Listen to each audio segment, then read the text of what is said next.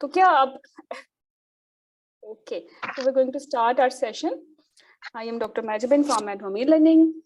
Okay, तो ये जो ओरिएंटेशन सेशन है ना, ये एक नहीं है, ये सीरीज ऑफ ओरिएंटेशन सेशन मैं आपको पहले ही बता दूं। लेकिन MRCG1 के बारे में इंफॉर्मेशन इतनी ज्यादा बच्चों को चाहिए कि वो एक उसमें तो आ नहीं सकती एक सेशन में। तो फिर मैंने उसमें डिवाइड किया है मल्टीपल सेशन में। मैं बताती हूँ कि उसमें क्या कुछ होगा। बट आज के जो सेशन की थीम है ना, वो ये है कि आपसे मैं ये डिस्कस करना चाहूंगी कि अगर आपने डिसाइड कर ही लिया है जुलाई वाला पेपर, अगर आपने डिसाइड कर लिया है कि जुलाई में आपने एग्जाम देना है और यू नो बेनिफिट्स आपको पता है इसके कि एग्जाम क्यों देना है, मतलब वो आपका आधा काम हो चुका है कि क्यों देना है, ठीक है, और इसका आपका जो पीछे इसके मोटिवेशन है वो क्या है, और आप just you have to start your preparation. तो अब आगे क्या करना है, ठीक है, तो वो आज के सेशन में वो बात होगी, ठीक है। लेकिन मुझे पता है बहुत सारे बच्चे तो ऐसे हैं कि उन्होंने ऐसे घूमते फिरते चलते फिरते सेशन ज्वाइन कर लिया है and they have no idea why they are joining. तो ये सेशन तो खैर आपका मेरे साथ है कि मैं आपसे सिलेबस के बारे में बात करूं और जो एग्जाम प्रिपरेशन की स्ट्रेटजी बेस्ट वो उसके बारे में बात करूं। जस्ट एक मिनट। ओके, सो आज के सेशन की थीम है ना, वो है कि वी विल जस्ट डिस्कस कि जुलाई वाले बच्चे ऑनवर्ड नाउ फ्रॉम 18 जनवरी क्या करेंगे, ठीक है। लेकिन वो बच्चे भी हैं जो ये जानना चाहते हैं कि भाई हमें करना ही क्यों है MRCG बेनिफिट क्या है इसका, ठीक है।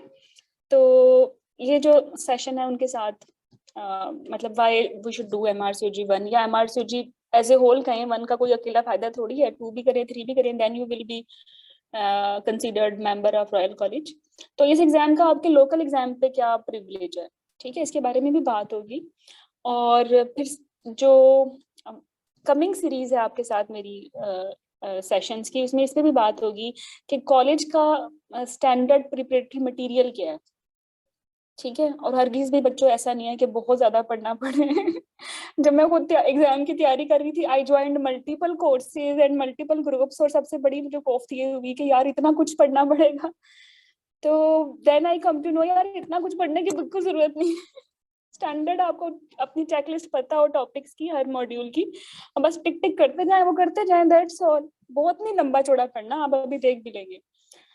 अच्छा, फिर आपके साथ एक और सेशन होगा जिसमें सिर्फ इसी चीज पे आपसे मेरी डिस्कशन होगी कि ये जो आपने पढ़ाई की है उससे हाई क्वालिटी नोट्स या आप अपने फ्लैश कार्ड्स कैसे बना सकते हैं, ठीक है। इसके लिए मैंने कुछ स्टडी ग्रुप भी डिजाइन किए हैं।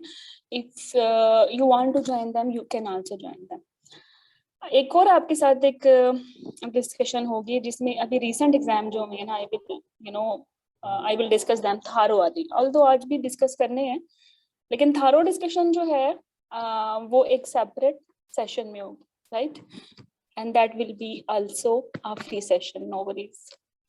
ओके, फिर सबसे बड़ी बात यह है कि आपको पता चल गया कि भाई एग्जाम के बेनिफिट क्या हैं, ये खवारी लेनी ही क्यों है इसके बाद आपको यही पता चल गया कि हमारा सिलेबस क्या है, ठीक है, और कॉलेज का स्टैंडर्ड सिलेबस क्या है। एक ही बात है वैसे तो, सिलेबस क्या है और कॉलेज का जो प्रिपरेटरी मटेरियल है वो क्या है, सिलेबस, और उस सिलेबस को तैयार करने के लिए जो मटेरियल है वो क्या है। अगर आपको ये भी पता चल गया तो फिर अगर आपको ये भी पता चल गया कि नोट्स कैसे बनाने हैं और आपने बना भी लिए हैं, ठीक है, फिर अब आती है बात कि एग्जाम बुक कैसे करना है। ये एक इंटायरली सेपरेट बात है।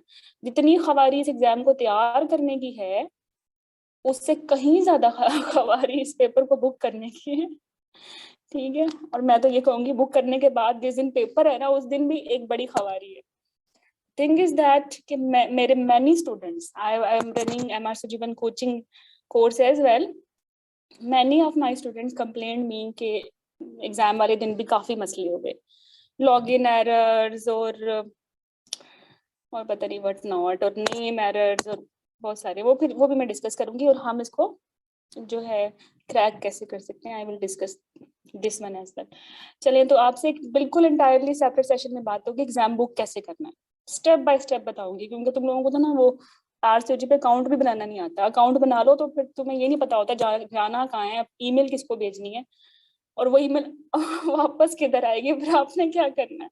तो I have designed a step by step application process, step by step application booking process session, ताकि वो जो खवारी है वो ना हो, जो पिछले बैच को भी है मेरे।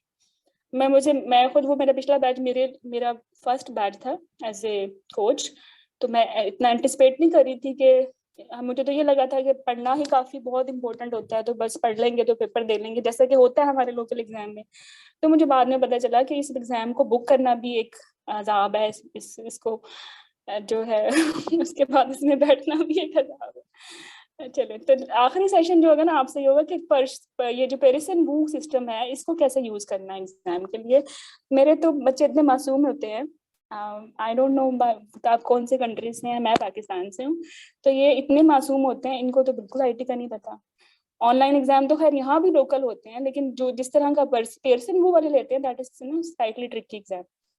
तो मैंने सोचा इस पे भी वन बाय वन मैं लूंगी कि आपने एग्जाम में करना क्या है, पीछे कैसे जाना है, आगे कैसे जाना है, टाइमर कहाँ लगा हुआ होता है, और आपने वो जो अपने क्वेश्चंस हैं वो कैसे फ्लैग करने या रिव्यू करने, ऑल दैट। ठीक है, तो ये सारा एक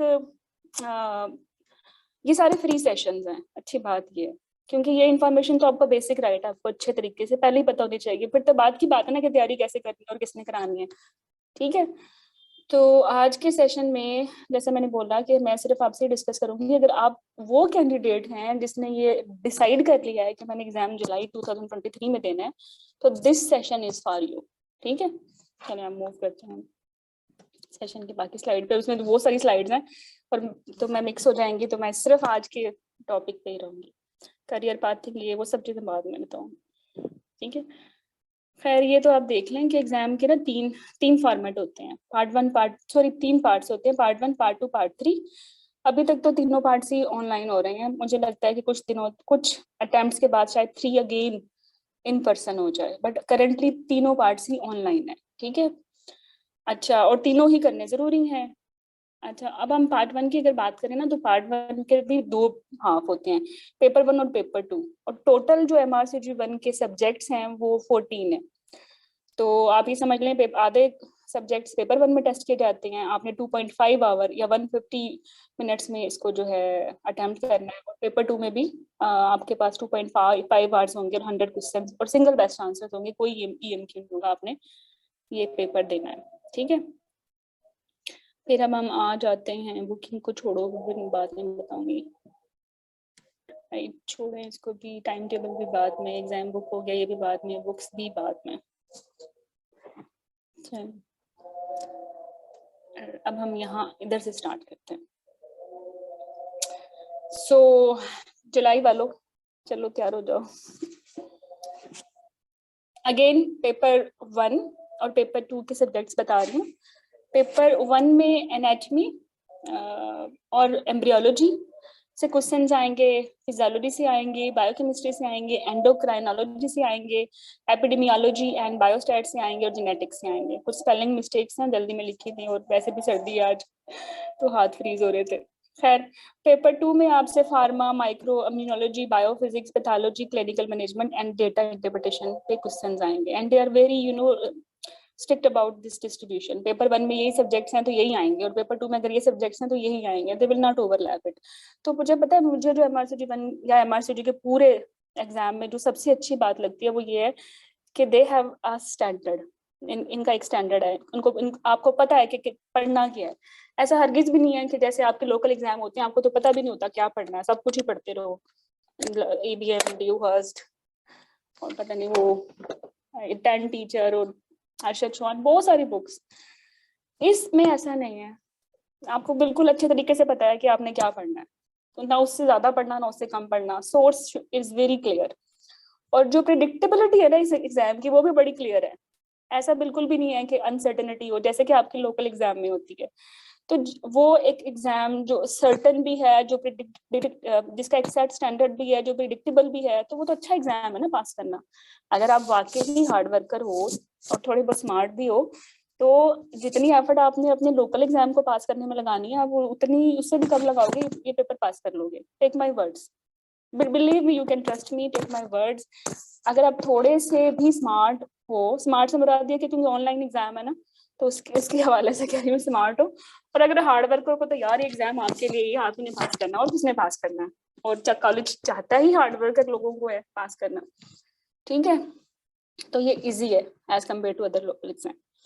परसेंटेज की डिस्ट्रीब्यूशन अगर आप देखें ना, तो ये बताया हुआ है कि ये जो सबसे ज्यादा लाइक आपको नजर आ रहा है थैंक यू फॉर गया। देखो सबसे ज्यादा जो ये ब्लू नजर आ रहा है ना, तो एनाटॉमी का है। इसका मतलब एनाटॉमी से तो भाई बहुत क्वेश्चंस आने वाले हैं। फिर ये पर्पल देखिए, तो पर्पल एंडो से है, ठीक है। तो इसका मतलब ये है एनाटॉमी और एंडो आपके पेपर 1 का 50% है। 50%, मतलब आपने अगर कुछ भी छोड़ना है तो एनाटॉमी तो एंडो बिल्कुल भी नहीं हो सकती ना, वरना तो 50% एग्जाम जाएगा आपका। फिर आप देखें इस कलर के साथ मैच करें तो बायोकेमिस्ट्री है, ठीक है। फिर बाकी सब्जेक्ट्स भी हैं, लेकिन सबसे ज्यादा मैक्सिमम स्ट्रेंथ जो है पेपर 1 में एनाटॉमी और आपने देखिए एंडो की है, ठीक है। अच्छा फिर पेपर 2 में आ जाएं, तो आपको देख रहे सबसे ज्यादा आपको लग रहा है ये ब्लॉक, ऑरेंज वाला ब्लॉक। तो ऑरेंज वाला ब्लॉक तो पैथोलॉजी का है। तो पेपर 2 में तो pathology like just like anatomy like paper 1, क्योंकि तो कुछ भी छोड़ दे, बट पैथोलॉजी का तो सवाल ही नहीं पैदा होता छोड़ने का। और इसी तरह आप ये देखें ग्रीन कितना ज्यादा नजर आ रहा है, तो ये है your favourite clinical management and data interpretation. तो डेटा इंटरप्रिटेशन में जो बच्चा वीक है, ये क्लिनिकल मैनेजमेंट जिसकी वीक है, how you know exam is easy for him और हर। तो मेरी इसलिए आप लोगों से सजेशन है कि अगर आप अभी बच्चे हो, you have just you know did your house job, do not rush for MRCT1, do not rush. या तो तगड़ी किस्म की हाउस जॉब हो गायनी ओब्स में, तब ये एग्जाम दो, या फिर ना दो, अभी होल्ड ऑन, कोई एमओशिप कर लो 6-7 महीने की गायनी ओब्स में। या अगर if you are doing training, तो फिर this is the best choice. Training का पहला साल है, दूसरा साल है, तीसरा साल है, तो आप बिल्कुल परफेक्ट हो इस एग्जाम के लिए।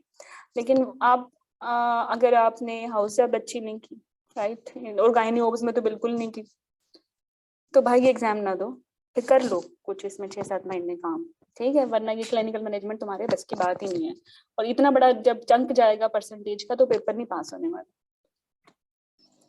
ओके, तो चलें, मैंने ब्लॉक्स में तो बता दिया।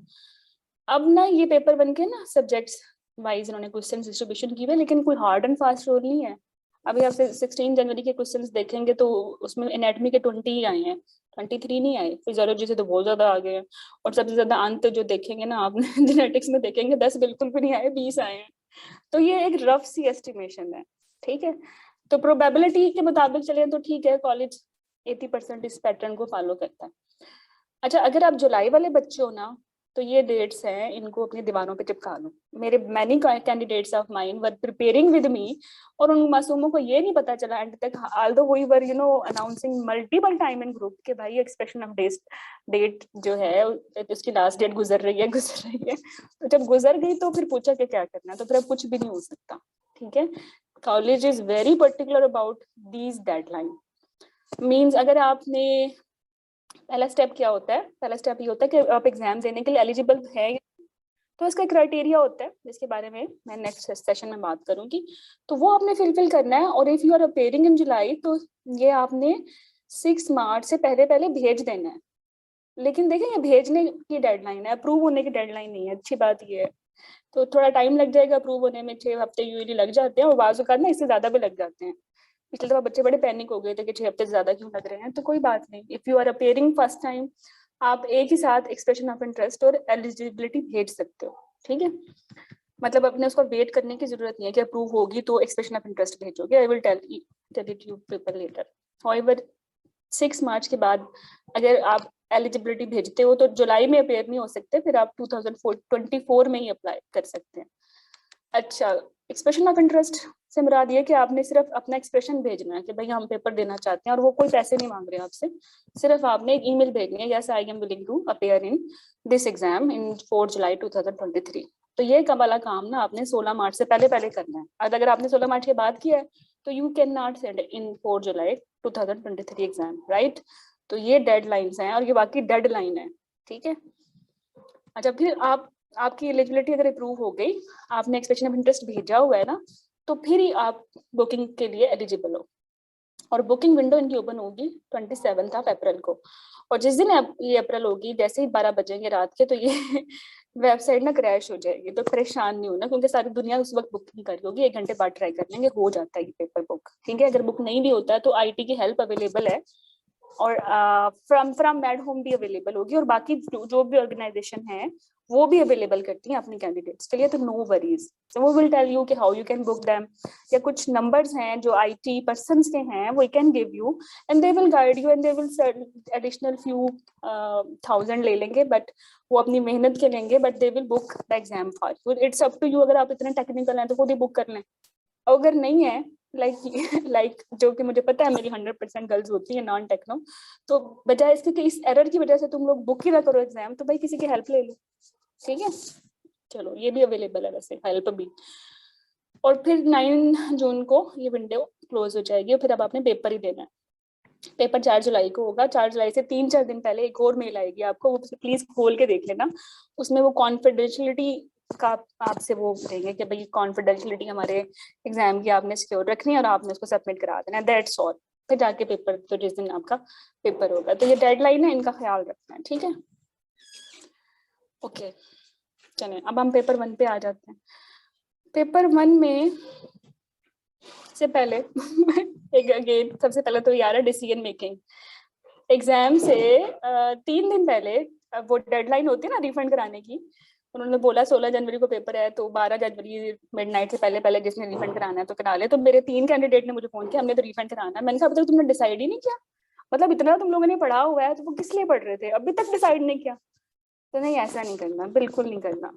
If you have taken the decision, भाई मैंने जुलाई में पेपर देना है, तो बस देना है, देना है तो देना है। तो अपनी सारी जो आपकी रिसोर्सेज हैं, आपकी डोमेस्टिक हेल्प की, स्टडी हेल्प की, जॉब से जैसी भी है, वो सारी सिंक्रोनाइज करो और पेपर दो। देना है तो दो ना, फिर तैयारी करो, फिर डिसीजन दो ना, ये लटकना नहीं है दरमियान में। अब आप बुकिंग कराओगे, बुकिंग की खबारी है, कोई ना कोई कोर्स भी बुक कराओगे, उसकी अलग खबारी है, किताबें खरीदोगे, फिर एक स्ट्रेस लोगे 6-3 महीने तक, और फिर कहोगे मैंने पेपर ही नहीं देना। फिर ऐसा तो मत करें, ठीक है। नहीं, ऐसा नहीं करना।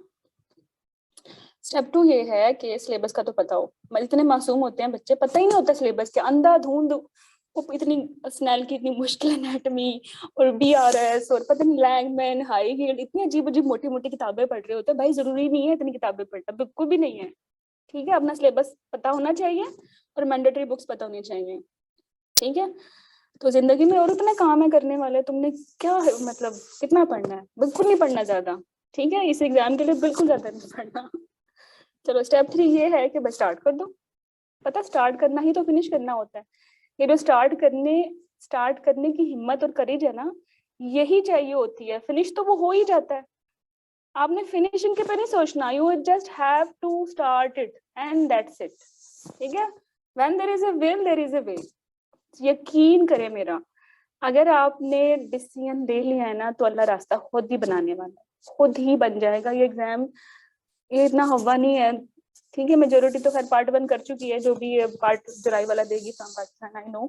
तो भाई तुमने पार्ट 1 कर लिया, तो फिर ये पेपर तो कुछ भी नहीं है। बिलीव मी, पार्ट 1 में जितना सिलेबस है, ये MRCG1 का सिलेबस उसका 20% है जस्ट। अब कितनी खुशी की बात है। चलो आगे चलते हैं। अच्छा, मैंने ना MRCG1 की कोचिंग सीरियस होके स्टार्ट की थी जनवरी अटेम्प्ट के लिए ही। उससे पहले भी मैंने जुलाई बैच चलाया था 2022 का, बस मैंने कोच नहीं किया था, मेरी फ्रेंड ने किया था।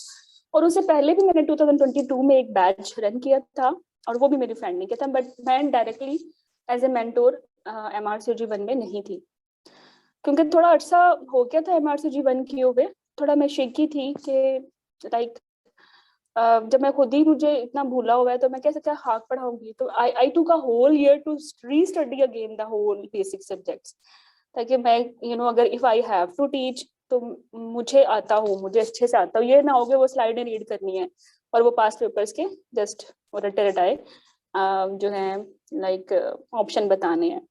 तो personally I was not satisfied, but now I am 100% satisfied I can teach, because multiple time I have gone through the syllabus again, क्योंकि अब एग्जाम का फॉर्मेट जब हमने दिया था इस तरह नहीं था, पेरिसन की तरह नहीं था, थोड़ा डिफरेंट था।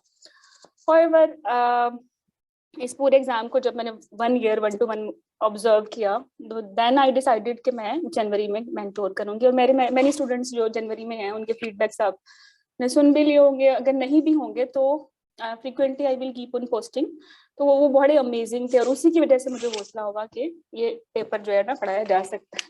क्योंकि पता होता है क्या है, व्हेन जब हम कर लेते हैं ना पार्ट 2 और जब हम बन जाते हैं कंसल्टेंट, और उसको भी किया वैसा हो जाता है। Like I have done in 2018, तो it has been 4-5 years being consultant। तो यार कौन पढ़ता है बेसिक कोई नहीं पढ़ता और भूल जाते हैं, और एमबीबीएस किए हुए तो हमें 14-15 साल हो जाते हैं, तो थोड़े हम डरते हैं, ठीक है। लेकिन अब ये जो बेसिक एग्जाम है, चाहे आप कंसल्टेंट भी हैं, मुझे तो अब अंदाजा हुआ इसको दोबारा से गो थ्रू करके कि हमारे जो फाइनर कॉन्सेप्ट्स थे इनफर्टिलिटी के, कॉन्ट्रासेप्शन के, इन्फेक्शन के, वो शायद इतने अच्छे नहीं थे। जब बेसिक दोबारा पढ़ा है तो अच्छे हो गए। तो यू अगर आप ऐसे कैंडिडेट हो जो कंसल्टेंट हो, किसी भी लोकल एग्जाम की वजह से कंसल्टेंट हो, तो ये आपके लिए बड़ी अच्छी खुशखबरी है कि आफ्टर डूइंग योर MRCG1 और बेसिक स्टडी, आपकी जो अप्रोच है towards your complicated infertility and contraception and cycle irregularity issues is going to be very perfect, even pathology is going to be very perfect। मैं अभी part 2 के लिए पढ़ा रही थी, तो मुझे तो याद करना पड़ता था ये 5 कैंसर है, इनका स्प्रेड कैसा होता है, और इन लाइक किसका लिम्फेटिक है, किसी का हेमाटोजेनेसिस है। But again when I have to start MRCOG1, तो मुझे बड़े अच्छे से पता चल गया कि क्यों किसी का स्प्रेड लिम्फेटिक है और हेमाटोजेनेसिस है और थ्रू बॉडी कैविटीज है। तो वो कहते हैं ना, ईमान ताजा हो गया दोबारा से। तो ये एग्जाम वाकई ऐसा एग्जाम है जिससे आप जब भी करोगे अपनी करियर के स्टेप पे, तो it will mature your approach more. तो this is not just like basic exam. इसमें आप अभी आप देखेंगे, वैसे मैं क्वेश्चंस दिखाती हूँ कैसे आते हैं। तो एनीवे बात कहाँ से शुरू हुई थी, ब्लॉक रीडिंग से। तो जब मैंने जनवरी में पढ़ाना शुरू किया, तो मुझे अंदाजा हुआ कि जिस तरीके से लोग पढ़ा रहे हैं या लोग पढ़ रहे हैं, वो शायद अच्छा तरीका नहीं है। And I developed mine one, because मुझे लगता है कि सिंक्रोनाइजेशन होनी चाहिए चीजों में। ऐसे नहीं होता कि बस आपने एम्ब्रियो उठाई, एनाटॉमी को उठाई, उसके बाद आपने पैथो पढ़ ली और फिर आपने क्लिनिकल मैनेजमेंट पढ़ ली। ऐसा हो ही नहीं सकता। आपको ना सिंक्रोनाइजेशन लानी पड़ेगी, तभी आपको वो चीजें अच्छी लगेंगी, समझ आएगी। अब आप देखें, I have developed 5 blocks for MRCG1। पहले मैं उनको आपको ब्लॉक्स दिखा दूं। यस तो चलिए फेवरेट टॉपिक्स बाद में दिखाऊंगी। तो ब्लॉक्स में ना, ब्लॉक 1 में आपने एम्ब्रियो एनाटॉमी साथ ही रखनी है। whenever you have to read anatomy, you must have to read embryology। You cannot separate them। आप ऐसा नहीं कर सकते कि आपने अभी कहा कि मैं एनाटॉमी पढ़ लूँ तो मेरे प्लानर में एम्ब्रियो जो है वो 2 हफ्ते बाद आएगी या 2 महीने बाद आएगी। ऐसा नहीं हो सकता, वरना आप कहीं ना कहीं आपके जो कनेक्शन है बेसिक के साथ या उस टॉपिक के सीक्वेंस में ना ब्रेक हो रहा है और आपका कॉन्सेप्ट नहीं बन रहा। ठीक है, तो ये एक ही ब्लॉक में रखें। दूसरा ब्लॉक जो है ना, वो है जेनेटिक्स का, बायोकेमिस्ट्री का और एंडो का। अब मैं एंडो को इस ब्लॉक में ऐड करने की रीजन बताऊंगी, क्योंकि आप कहेंगे व्हाई नॉट विद फिजियो। मैं आ रही हूँ इस बात पे।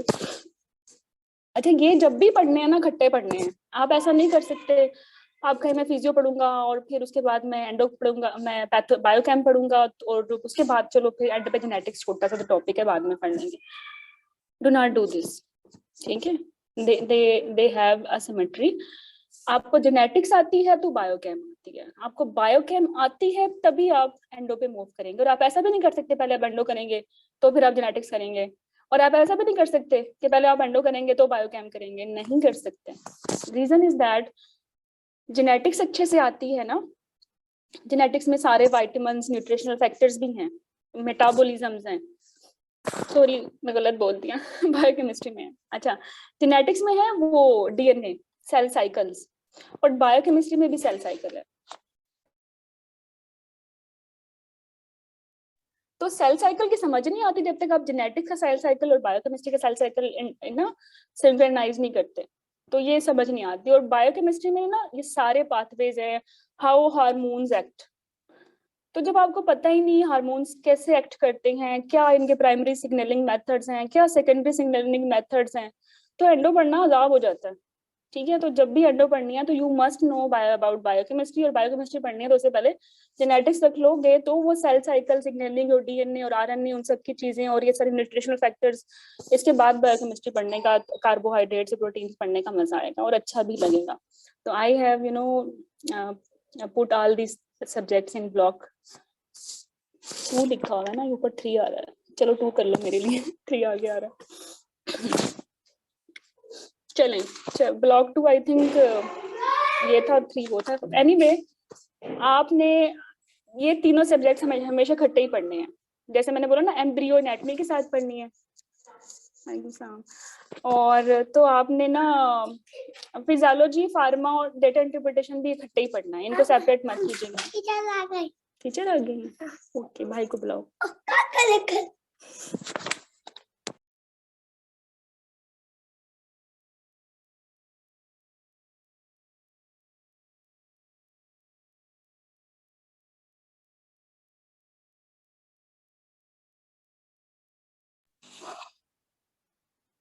रिकॉर्डिंग मिलेगी डॉक्टर उस्मान? ठीक है, चलो क्यों नहीं मिलेगी मैंने बोला है ना ये सारे सेशंस भी हैं। चलें तो मैंने बोला कि जब भी पढ़ना है ना ब्लॉक में पढ़ लें, मेरी मान लें, और फिर बाद में दुआ भी दीजिएगा। ठीक है, तो इससे पता फायदा क्या होगा, आपका इंटरेस्ट जो है ना बना रहता है, जुड़ा रहता है, आपको चीजें वो एलियन नहीं लगती। मीन्स अगर आपको एम्ब्रियो अच्छी आती है तो आप देखेंगे वो ब्लड सप्लाई के कॉन्सेप्ट्स बहुत सीधे सीधे जाएंगे। यू नो कि सुपीरियर मेसेंटेरिक और इंफीरियर मेसेंटेरिक आर्टरी क्यों इसको सप्लाई कर दिया, क्योंकि आपको पता है इसकी एम्ब्रियोलॉजी क्या है। और जब आप एनल कैनाल पे आके फंसोगे, 3 तरह की पोर्टल सिस्टम है और इंफीरियर वेना केवा का सिस्टम है, और ब्लड सप्लाई में देखेंगे तो 3 तरह का आ जाएगा, उसमें इंटरनल आलिक भी आ जाएगी, और एक ही पार्ट को 3 हिस्से क्यों सप्लाई करने हैं। तो यू विल सी कि वो तीनों बने भी तो डिफरेंट ओरिजिन से है ना, इसलिए उनके ब्लड सप्लाई या उनकी लिम्फेटिक या उनकी वीनस ड्रेनेज डिफरेंट है। तो आपको मजा आएगा, वो चीजें आपको एलियन या डिफिकल्ट या वो दिमाग में प्रेशर नहीं पड़ेगा फिर। ठीक है, तो इसीलिए एम्ब्रियो के साथ एनाटमी रखेंगे तो you will enjoy it and you will learn it. और इस तरह आपके जो है ना वो लेयर बाय लेयर जो है वो बिल्डअप होगा आपका नॉलेज। और ऑब्वियसली जब इतने सिंक्रोनाइज तरीके से पढ़ रहे हो तो रिप्रोड्यूस भी कर पाओगे उसको अच्छे तरीके से। फिर ब्लॉक 2 में ना आप रखें physio, pharma and data interpretation with clinical management. इसकी लॉजिक ये है कि लेट्स सपोज आपने ये फिजियोलॉजी में पढ़ा, मैं आपको ब्लॉक रीडिंग के बाद इंडिविजुअली सब्जेक्ट की जो टॉपिक लिस्ट है वो भी दूंगी, नो वरीज। तो देखिए जब आप फिजियोलॉजी पढ़ते हैं तो फिजियोलॉजी में आपने सारे रिसेप्टर्स पढ़ने हैं और सारे सिस्टम्स पढ़ने हैं कि प्रेगनेंसी में उनमें क्या होता है। तो फिर इस तरह आपको मजा आएगा कि उसकी फार्मा पढ़ने में भी। ठीक है, तो दोनों ना एक दूसरे से बड़े रिलेट करते हैं। लाइक आपने कार्डियोवास्कुलर पढ़ा है, हेमाटोलॉजी पढ़ा है, तो वार्फरिन पढ़ने में, कोएगुलेशन सिस्टम पे जो ड्रग्स एक्ट करती हैं उनको पढ़ने में आपको अच्छा लगेगा। इसी तरह जब आप डेटा इंटरप्रिटेशन को भी मैंने इस ब्लॉक में रखा है ना, तो इसकी वजह यह है कि इसमें वो डायबिटीज है, हाइपरटेंशन है, तो एंटी हाइपरटेंसिव पढ़ने में कितना मजा आएगा, फार्मा साथ पढ़ रहे हो। ठीक है, इसी तरह आप डायबिटीज पढ़ रहे हो तो वो जो हाइपोग्लाइसेमिक एजेंट्स हैं, इंसुलिन हो गया या मेटफॉर्मिन हो गया, तो कितना आपको मजा आएगा। इसी तरह आप डेटा इंटरप्रिटेशन क्लिनिकल मैनेजमेंट में वेरियस टाइप ऑफ एनेस्थीसिया पढ़ रहे हो, तो एनेस्थेटिक ड्रग्स हैं, तो कितना मजा आएगा पढ़ने में, उनके रिसेप्टर्स कहाँ कहाँ हैं, उसको कौन कौन सी दवाइयाँ असर करती हैं। आप गायनी पढ़ोगे, ओवर एक्टिव ब्लैडर स्पेसिफिकली वो सारे एंटीमुस्करेनिक्स, तो फार्मा इसके साथ मैच होती है ना, तो इस तरह आपको समझ भी आएगी। अगर आप लेट्स सपोज फार्मा एंड पे पढ़ते हो तो फिर आपका ये जो क्लिनिकल मैनेजमेंट का सब्जेक्ट है ना, इतना मजा नहीं आएगा, चीजें उलझी उलझी रहेंगी। तो दैट्स वाई फिजियो पढ़ने के बाद फार्मा की अच्छी समझ आती है, और फार्मा पढ़ने के बाद क्लिनिकल मैनेजमेंट की अच्छी समझ आती है। ठीक है। और क्लिनिकल मैनेजमेंट में वही तो सब कुछ है, डायबिटीज कैसे डायग्नोज करनी है, हाइपरटेंशन कैसे डायग्नोज करनी है, तो वही तो डेटा इंटरप्रिटेशन है। तो just at this module in this block, तो ब्लॉक 2 में आपने ये 4 सब्जेक्ट्स रखते हैं, ठीक है। फिर हम ब्लॉक 3 में आते हैं। मैंने बोला कि इसमें जेनेटिक्स आती है तो सेल साइकिल, डीएनए, आरएनए और फिर बायोकेमिस्ट्री की भी समझ आती है। इसमें भी सारा कुछ यही है। अपार्ट फ्रॉम दिस इसमें स्टेरॉइड पाथवे और उनके बहुत सारी चीजें और मैसेंजर्स हैं वो समझ आती है, तो फिर एंडो की भी समझ आती है। एंडो आधी समझ आती है, आधी करनी पड़ती है फिर। और फिर ब्लॉक 4 में ना पैथो है, पैथो माइक्रो इम्यूनो। वैसे तो ये सारा ही एक ही पैथो बनता है अगर ब्रॉडर व्यू में देखें तो, बट कॉलेज ने 3 सब्जेक्ट्स में डिवाइड किया होगा, पैथो, माइक्रो और इम्यूनोलॉजी को। तो जब भी पढ़ें इसको खट्टा ही पढ़ें, ठीक है। तो इससे आपको वो दिमाग में उलझन नहीं होगी, समझ आएगा, इंटरेस्ट भी रहेगा। एंड दैट, और लास्ट में फिर बायोस्टैट और बायोफिजिक्स रखें, ठीक है। क्योंकि ये दोनों डल हैं, बोर हैं, इनका किसी के साथ कोई ताल्लुक नहीं है, तो इट्स बेटर इनको आखिर में कर लें। और इनको शुरू में ना करें, बट दैट अगर शुरू में अगर आपने पढ़ाई शुरू करनी है और काफी अर्से बाद आप कर रहे हैं बेसिक सब्जेक्ट्स को, तो कभी मुश्किल काम शुरू में ना करें। उससे ये होता है कि इंटरेस्ट खराब आपका लूज हो जाता है। लाइक एम्ब्रियो नहीं आती, भूल चुके होते, फिर एम्ब्रियो से ही स्टार्ट करोगे तो फिर तो जिंदगी अंधेरा लगेगी। ना करो ना स्टार्ट, फिजियो से स्टार्ट कर लो, फिजियो का ब्लॉक ले लो शुरू में ही, और साथ में फार्मा करो, क्लिनिकल मैनेजमेंट करो। तो वो कैंडिडेट्स जो ट्रेनी है उनको तो बड़ा मजा आएगा, उनको तो लगेगा अपनी अपनी बातें हैं, तो सारा सारी जिंदगी ये की है, तो ये तो बड़ा अच्छा है, ये तो हम कर लेंगे। तो ना शुरू में ही आप डीमोटिवेट नहीं होंगे। तो मेरी पर्सनल सजेशन ये है कि if you are going to do it after a long gap, तो do not start it from embryo और anatomy, do not start it from block 2। Physio, pharma, data interpretation, clinical management, ये वही topics हैं जो आप पूरी जिंदगी करते आए हो, आपका इंटरेस्ट भी रहेगा। और ये ह्यूमन साइंसेज ही तो है। जैसे हम लोगों को मैथ नहीं अच्छी लगती क्योंकि वो ना एक एलियन सी लैंग्वेज लगती है हमें। इफ यू आर डॉक्टर, हमें ह्यूमन साइंस रिलेटेड चीजें अच्छी लगती हैं जो डे टू डे लाइफ में आ रही होती हैं। जैसे physio day to day life में आ रही है, फार्मा हमारी हमें मेडिसिन लिखनी पड़ती है, हमारी डे टू डे लाइफ में आ रही है। और डेटा इंटरप्रिटेशन, क्लिनिकल मैनेजमेंट तो राइट फ्रॉम हाउस जब आपकी डे टू डे लाइफ में आ रही होती है। तो ब्लॉक 2 से स्टार्ट करने से आपका इंटरेस्ट अच्छा रहता है। और पेपर 2 में तो आपने देखा था clinical management data interpretation 50% almost cover कर रहा था। तो फिर आप इसको कर भी लोगे तो कितना अच्छा आपका स्कोर होगा, है ना। तो ब्लॉक 2 से स्टार्ट करें, beginners will start it from block 2 अगर आपने खुद से पढ़ना है, ठीक है। अगर आप किसी ऑर्गेनाइजेशन के साथ पढ़ते हैं तो ऑब्वियसली वो तो अपना ही प्लानर बताएंगे ना, जो उनके लिए डेट सूट करती हैं। और ये जितनी भी ऑर्गेनाइजेशन है इंक्लूडिंग माइन वन, हम लोगों ने तो अपनी फिजिबिलिटी देखनी होती है ना। सच में no organisation is friendly for students, 100% कोई भी नहीं होते। You should be friendly with yourself, otherwise there is no one friendly for you. You should work for you. Do not blindly follow persons, groups and organizations in your life, ठीक है। Okay, तो फिर हम आ जाते हैं blocks के बाद anatomy पे।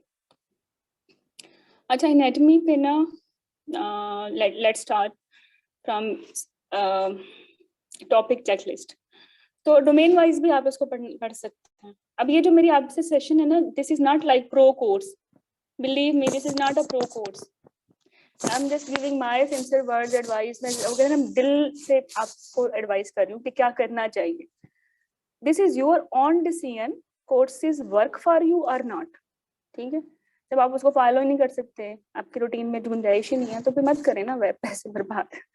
तो ये for everyone who is going to appear in July, whether he is joining any course or not, exam तो दे रहा है ना, ये बात उसके लिए।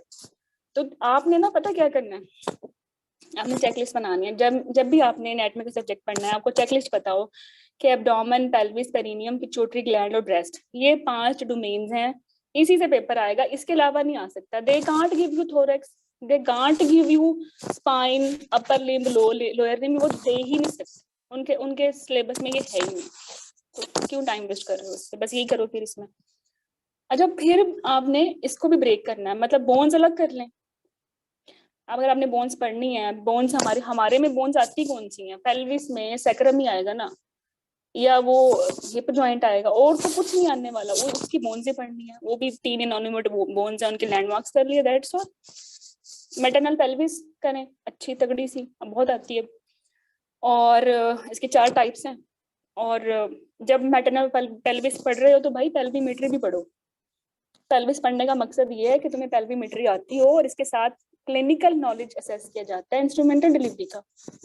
ठीक है, डीप ट्रांसवेरेस्ट है, ओपी हो रहा है नहीं हो रहा, फेस टू पीपिस डिलीवरी है, तो इसके लिए फिर आपने फीटल स्कल भी साथ रखनी है। When you have a good knowledge of maternal pelvis and fetal skull, then this is a high time you should learn pelvimetry and you should solve labor related those questions जो कि second stage पे आके फंस जाते हैं। तो बस सब चीजें सिंक्रोनाइज हो जाएंगी आपकी। अच्छा, इसके बाद आपने सारे मसल्स पढ़ लें।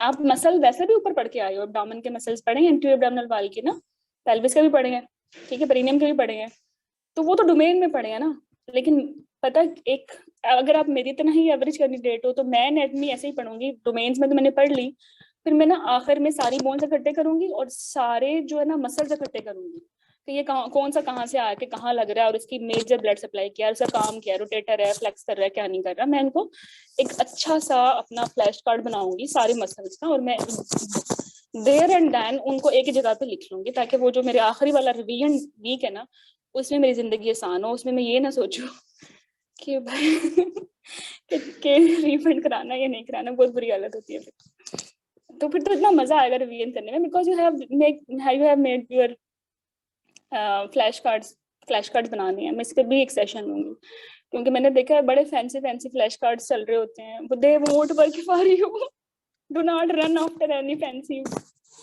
do not run after any fancy flashcard. Take my word, they don't work for you. Only that flashcard will work for you जो कि आपने अपने हाथों से बनाया है, जिसके एरोज जिस पे गोले आपने अपने हाथों से मारे हैं, that work only for you. Take my word. Okay, तो ना बनाने पड़ेंगे एनाटॉमी भी, फ्लैश कार्ड बनाने पड़ेंगे। मैंने अपने भी बनाए थे, खैर दिखाऊंगी, अब तो काफी अर्सा हो गया, लेकिन अभी भी जहाँ फंसती हूँ अपने फ्लैश कार्ड्स खोलती हूँ, और मुझे वो 3 घंटे की जो अजियत दोबारा पढ़ने वाली टॉपिक है वो होती नहीं, 10 मिनट में काम हो जाता है। तो ये तो सारी जिंदगी आपका सरमाया है ना एनाटॉमी। एक सर्जन को सारी उम्र ही आती रहेगी। इंटरनल आई लिखने कभी जिंदगी में जान नहीं छोड़नी, ये हमारी जान नहीं छोड़ती है, अभी तक नहीं छोड़ती। अब अभी मुझे याद है, वो डूइंग हिस्टेक्टमी और फंस गए, और विधानल टीयर आया हुआ था गंदा सा नीचे से, क्योंकि वो सीरियन हिस्टेक्टमी थी, तो ट्रायल भी लिया हुआ था, वो ब्लड भी नहीं रुक रहा उसका, यूट्राइन लगा दी, ओवेरियन लगा दी, नहीं रुक रहा। Then I come to know यार, विजाइनल आर्टरी तो ये तो डायरेक्ट इंटरनल आर्टरी से आती है, ये तो ये लगाऊंगी तो ये बंद होगी, फिर वो नहीं बंद होगी ना, क्योंकि गलत काम कर रहे थे। विजाइनल कहाँ की दो डुअल सप्लाई है, एक यूट्राइन से आ रही है तो दूसरी तो फिर इंटरनल आर्टरी से आ रही है, तो फिर इंटरनल आर्टरी लगानी पड़ी, तो वो रुक गई। चले फिर, हाँ, तो एक ही दफा में सारे bones, pelvis, skull, pelvimetry, labour questions यहाँ डालें एक, ठीक है। सारे मसल्स, लिगामेंट्स एक ही दफा करें। अब भी लिगामेंट्स जनवरी में आए हुए थे, जो कि कभी नहीं आए, अभी भी आए हुए थे। खैर, तो लिगामेंट्स अगर एक ही दफा किए हुए हैं सारे ही, तो फिर इजी है ना, जब मर्जी आए, जैसे मर्जी आए। रिकॉल से नहीं भी आता तो फिर आपको तो आता है ना, because you know your checklist. और बहुत सारे लोग आपको कहते हैं मेल सिस्टम तो ना ही करें, बट आप उनकी बातों में मत आना, कर लीजिएगा, आ जाता है, अभी भी आया था, ठीक है। तो जब भी स्कल करनी है, मेल एंड्रॉइड भी करनी है, गायनाकॉइड भी करनी है। इसी तरह जो भी इंगोनल कैनाल से चीज गुजर रही है, वो राउंड लिगामेंट नहीं है, take in your mind, this can be spermatic cord, ठीक है। और इसी तरह सिर्फ मेजोरा नहीं पढ़ना, सक्रोटम भी पढ़ना है, और उसके मसल्स आए थे अब एग्जाम में। अच्छा, फिर जब आपने डोमेन्स पढ़ ली, ऑब्वियसली डोमेन में आपने हर डोमेन को अच्छे से पढ़ा है, मतलब आई बिलीव आप अगर पेल्विस पढ़ रहे हो तो आपने पेल्विस के मसल्स भी किए हैं, ठीक है, इसके फोरामेंस भी किए हैं, इसके ऊपर नीचे वाले सारे मसल्स भी किए हैं, नर्व्स भी किए हैं, लेकिन आपने सब कुछ मिलके किया है ना। तो जब आप इसको लाइक रीऑर्गेनाइज करो, तो फिर आप यूं करो, सारे सारी ब्लड सप्लाई की दफा कर लो। You should start from aorta और चले जाएं इंटरनल पुडंडल की पेरिनियल ब्रांच से लेके डॉर्सल ब्रांच ऑफ क्लाइटोरस तक या डीप ब्रांच ऑफ क्लाइटोरस तक, वहां तक जाएं, कौन सा कहाँ से कैसे आ रहा है। इससे आपको मजा भी आएगा, आपका दिमाग भी उस पर एक स्केच बनेगा, ठीक है, एक पिक्टोरियल फॉर्म बनेगी, पिक्टोरियल फॉर्म नहीं भूलती। एंड जो भी लोग कहते हैं ना आपको पिक्चर की तरह पढ़ा करें, पिक्चर देख के, वो बहुत अच्छा कहते हैं। पिक्चर आपकी मेमोरी में स्टे करती है। तो इसी तरह ब्लड सप्लाई की, लिम्फेटिक की, जब आप पिक्चर के थ्रू पढ़ेंगे तो आप भूलेंगे नहीं। और अभी आप देखेंगे जनवरी में अगर 20 क्वेश्चन आए हैं एनाटॉमी के, 10 तो पिक्चर से आए हैं, और वो सारी की सारी पिक्चर नेटर की होती है, नेटर की ही होती है, नेटर ही देखना है, ठीक है। किसी और किस्म की इमेज लाइब्रेरी में नहीं जाना, डॉट को ओनली ओपन नेटर पेल्विस पेरिनियम एंटेरोडर्मल वॉल, और बस वही देखनी है और आके मुझे दुआएं देनी है। चलो अच्छा देखें, हर जगह ना एक अप्लाइड चीज भी आती है, और कॉलेज जो है ना वो अप्लाइड चीजें मांगता है। जैसे मींस कैसे मैं बताऊं, like they are not interested कि आपको पुडंडल नर्व आती है नहीं आती, वो आपसे पूछेंगे पुडंडल ब्लॉक लगाते हुए ब्लड आ गया तो ये कौन सी आर्टरी है। By this mean they will ask they what artery could be, pudendal artery है या नहीं है। Got my point. तो लिम्फेटिक्स सॉरी, सो अप्लाइड साथ साथ करनी है आपने। अगर ब्रेस्ट में कोई कैंसर हो रहा है तो अपर आउटर क्वाड्रेंट में ही हो रहा है, तो फिर उसके लिम्फेटिक्स कहाँ देखने हैं, वो इस तरह पूछेंगे, वो ऐसा नहीं पूछेंगे कि एक्सपेरी बता दो। तो अप्लाइड साथ के साथ करें। Do not think this is part 2, ये नहीं है ऐसा, ये आपके खाम ख्याली है, ठीक है। ये एनाटॉमी में अप्लाइड बहुत सिग्निफिकेंट है, और पिक्चर सिर्फ नेटर से कर लें। इवन मैं तो कह रही हूँ इजेंशियल से भी ना करें, इजेंशियल आल्दो आपकी टेक्स्ट बुक है, करनी है, हम भी करेंगे, हम करवाएंगे भी आपको, बट एनाटॉमी के लिए मेरी सबसे एडवाइस है कि पिक्चर्स नेटर से देख लें, ठीक है। और बहुत अच्छी है, हर एक के पास होती है, नहीं भी होती तो अब तो पीडीएफ अवेलेबल है, ठीक है, मैं अपने ग्रुप में भी डाल दूंगी, वहीं से बस देख लें। ओके, तो चेकलिस्ट हो गई एनाटॉमी की, और मैं ये सोच रही हूँ कि अगर मैंने 12 चेकलिस्ट करानी है तो फिर ये सेशन कितना लंबा होगा। तो you people should tell me कि मैं इसको कितना एक्सप्लेन करूँ, फिर मैं थोड़ा जज्बाती हो जाती हूँ। ये भी पॉसिबल है कि 6 सब्जेक्ट्स की आउटलाइन दे दूं, 6 की बाद में दे दूं। What you people think? Sidra, Nazish, Jarawa, Maria, you can unmute yourself. Details में जाना है या बस चेकलिस्ट बता? आई थिंक इस सेशन में चेकलिस्ट पे बताते जाएं। ओके ओके, मतलब चेकलिस्ट की डिटेल्स ना बताऊं, जस्ट टॉपिक्स बता दूं। जी मैडम। ओके ठीक है।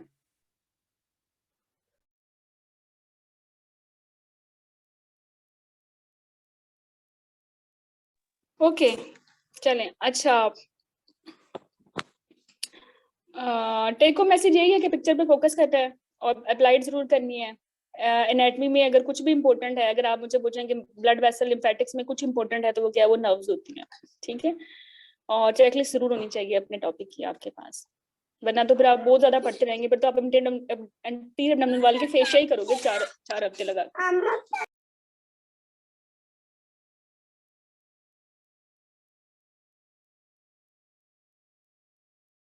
जस्ट ओके, तो ये क्या आ रहा है, बस मैं जल्दी जल्दी चलती हूँ, तुम लोगों के पास भी टाइम, बातें तो बहुत सारी हैं एनाटॉमी पे, चलें एनाटॉमी काफी है। अब एम्ब्रियो पे आ जाएं। तो एम्ब्रियो की भी इसी तरह चेकलिस्ट बनानी है, डोमेन्स बना लें, जनरल एम्ब्रियो है, ठीक है, और सिस्टम वाइज डेवलपमेंट है। तो आप एनाटॉमी को ना हमेशा किसी 3D वीडियो से ही पढ़ें। मैंने भी जब अपने सेशन में एनाटॉमी पढ़ाई थी तो मैंने 3D वीडियोस जैसे होती है ना यूट्यूब पे, वो थी बैकग्राउंड में, ऑब्वियसली वाइस मैंने अपनी ऐड कर दी ताकि बच्चों को समझ आता रहे, लेकिन उससे बड़ा अच्छा उनको कॉन्सेप्ट बन गया। और यही तरीका है नेट में पढ़ने का, क्योंकि कुछ समझ नहीं आता कि कहाँ से वो प्रीमेटिव नोड बन रही है, कॉर्ड आ रही है, कैविटी कहाँ चली गई, भी तो उधर थी। अब तो यहाँ एमनियोटिक कैविटी पड़ी हुई है, पहले यहाँ क्या था और फिर इससे क्या हो गया, मतलब वो ना एक विजन नहीं बनती। विजन एम्ब्रियो की बड़ी जरूरी है, यू मस्ट नो ये चीज किससे बनी है, तो इसके लिए 3D अगर आपने खुद से पढ़ना है तो इसकी 3D वीडियोस ही देखनी है यूट्यूब पे, और इतना कुछ है यूट्यूब पे, इतना टाइम वेस्ट होता है। तो I have selected few 3D videos जो कि मैं अपने कोर्स में करवाती भी हूँ, और अपने जो है ओपन रिसोर्सेज में भी डाल दूंगी, ताकि आपको हवारी मत हो वो 3D में, क्योंकि फिर देखने के बाद पता चलता है कि यार ये तो मतलब सही नहीं था, फिर कुछ और देखो, फिर इसी तरह 5 घंटे गुजर जाते हैं। ठीक है, बट करना फिर भी 3D के थ्रू ही है, उससे फिर समझ आती है। अच्छा, इसमें कुछ इंपॉर्टेंट है ना, तो फर्स्ट 4 वीक कब डेवलपमेंट है, कब न्यूरोलेशन हो रही है, कब गैस्ट्रुलेशन हो रही है, कुछ 2-4 चीजें हैं, जैसे एमनियोटिक कैविटी कब बनी है, कोरोनिक कैविटी कब बनी है, सोमाइट्स कब बनी है। तो आपने अपने नोट्स बना लेने, मैं नोट्स पे भी बात ही नहीं कर रही, क्योंकि ये इतना बड़ा टॉपिक है कि how to make note subject wise, तो मैंने एक सेपरेट ही रखा हुआ है। ठीक है, होएवर थोड़ा सा बता रही हूँ कि इस तरह से नोट्स बनाएं कि आपने लिखा हुआ हो कि डे वाइज क्या चीजें हो रही है, फर्स्ट वीक में, सेकंड वीक में, थर्ड वीक में, फोर्थ वीक में। और फिर अगर आपने सिस्टम पढ़ने हैं ना, तो उसमें 3 बहुत इंपॉर्टेंट है जो कॉलेज के फेवरेट है। एक है जेनिटल सिस्टम की डेवलपमेंट, दूसरी है यूरिनरी सिस्टम की डेवलपमेंट, और थर्ड है फीटल सर्कुलेशन एम्ब्रियोनिक लाइफ में, और उनसे फिर रेमिनेंट्स क्या बचते हैं। ये तो हॉट फेवरेट है। ठीक है, इसके बाद फोलिकुलोजेनेसिस और ओवोजेनेसिस आप एम्ब्रियो में करना चाहें तो ये एक ही बात है, अगर आप इसको फिजियो में लेके जाएं और मेंस्ट्रुअल साइकिल के साथ करें तब भी एक ही बात है। लेकिन पता टेक होम मैसेज ये है कि मैंने 3 टॉपिक्स ऐसे हैं पूरी पार्ट 1 में, तो जब भी पढ़ने हैं उनको आपने सब्जेक्ट में नहीं पढ़ना, उनको आपने एज ए होल पढ़ना है। लाइक जिस दिन आपने डिसाइड किया ना मैंने प्लेसेंटा पढ़ना है, तो उसी दिन प्लेसेंटा की एनाटॉमी भी पढ़ो, एम्ब्रियो भी पढ़ो, एनाटॉमी भी पढ़ो, फिजियोलॉजी भी पढ़ो, पैथोलॉजी भी पढ़ो, और फिर उसकी एंडो भी पढ़ो। तब आपको प्लेसेंटा की अंडरस्टैंडिंग होगी, और प्लेसेंटा में से बहुत कुछ आने वाला है। तो बहुत आपकी जो क्लिनिकल भी अच्छा होगा इससे, और आपकी जो है ना ग्रिप भी प्लेसेंटा पे बहुत अच्छी होगी। बट यू नो के ये इसकी एम्ब्रियो कैसे है, यू नो के इसकी एनाटॉमी कैसे है, यू नो के इसकी फिजियोलॉजी कैसे है, यू नो के इसमें क्रिटा इनक्रिटा लाइक स्पेक्ट्रम आ रहा है, क्या तस्वीरें हैं इसकी, कैसे हमने लेके जाना है, पैथोलॉजी क्या है, वेरियस टाइप ऑफ एब्नॉर्मलिटीज की है प्लेसेंटा की, और फिर उसका एंडो भी पता है आपको कितने हार्मोन्स आ रहे हैं। और प्लेसेंटा के साथ आप गर्ल्स की फार्मा भी रख लें, कौन सी ड्रग्स गुजरती हैं कौन सी नहीं गुजरती, तो मजे की बात है। तो प्लेसेंटा अमंग दोस्त उन 3 मेजर टॉपिक्स में है जिसको जब भी पढ़ना है उसको A to Z पढ़ना है। एक तो मैंने आपको बोला ना प्लेसेंटा है, दूसरा आप सोचें वो कौन सा होगा बताओ, who will tell me? Guess. Aamna, Fauzia, placenta के बाद दूसरा टॉपिक बताएं जो आपने करना है। चलें दिल से सोच के बताएं what it could be। Gynae वालों बता दो। एंडोक्राइनोलॉजी। नहीं फोजिया, मेंस्ट्रुअल साइकिल।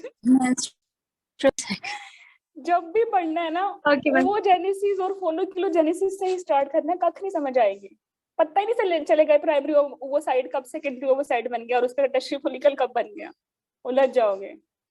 ठीक है, तो जब भी मेंस्ट्रुअल साइकिल स्टार्ट करना है आपने एम्ब्रियो से स्टार्ट करना है। एम्ब्रियो से मतलब ये कि इसकी ओवोजेनेसिस डेवलपमेंट इंट्रायूटाइन लाइफ में कैसे हुई, कहाँ से हुई, यॉक साइट से आया, फिर ब्रिज में गया, फिर ब्रिज में गया, व्हाटएवर, उगा कैसे ये, फिर अब ये पैदा होगी तो क्या हो गया, पबर्टी होगी तो फिर इस पे क्या हो गया है। ठीक है, पबर्टी में क्या हुआ है, फिर जब इसकी ओवुलेशन हुई तो क्या हुआ, फर्टिलाइजेशन हुई है तो क्या हुआ, और फर्टिलाइजेशन के बाद क्या हुआ।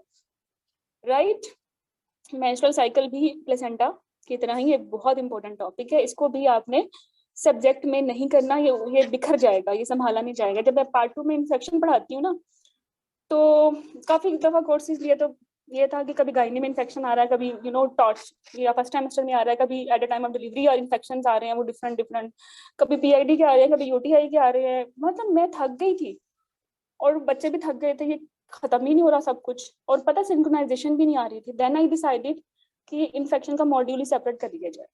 मैं आप जब भी मैं इन्फेक्शन पढ़ाती हूँ मैं उसको सारे कीड़े एक ही दफा पढ़ा देती हूँ। मैं भी स्कूल में होती हूँ, बच्चे भी स्कूल में होते हैं, तो same goes for menstrual cycle and placenta.